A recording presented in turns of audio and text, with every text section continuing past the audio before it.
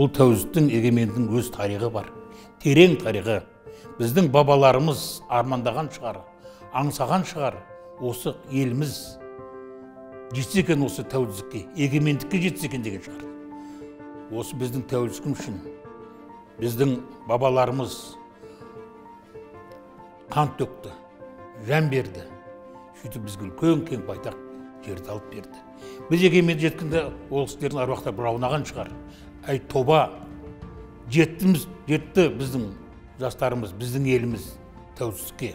Ал енді осы тәуелсіздікті сақтау, гүлдету, жайнау кімнің парызы? Біздің парызымыз. Қазір өсіп өніп келетін жастардың парызы.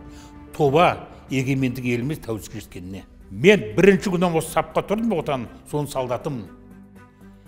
Қалай болса да отаның бұйрығын орындау парызым.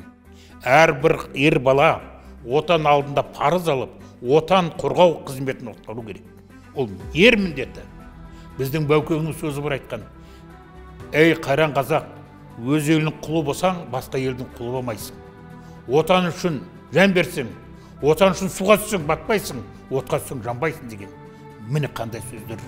Осы сөздерді біз жеткізіп отыруымыз керек. Сөзбен емес, тірлікпен. Сол себептен тәуелсіздіктің қасиеті өте көп. Біз бақытты халықпыз, себебі біздің ақсақалымыз бар, қарияларымыз бар, ақыл сұрайтын адамдарымыз бар. Жастарымыз бар, себебі болашағымыз бар. Гүлдетіп жайнататын біздің ұрпақтарымыз бар. Міне осы екі байланыс не үшін болу керек? Екі байланыс отан үшін болу керек. Қазағымның, елімнің тауы көп. Соның бір тасы көп, сол құмы шығарым. Елімнің суы көп. Сол қазақ елімнің мен бір тамшы шығарым. Елімнің көк жапырағы, талдары көп.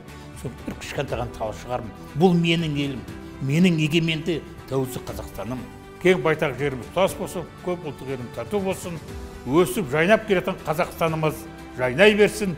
Бүкіл жер шарында ең озат елдің иесі болайық. Отандастар, осы жылдығымыз құтты болсын.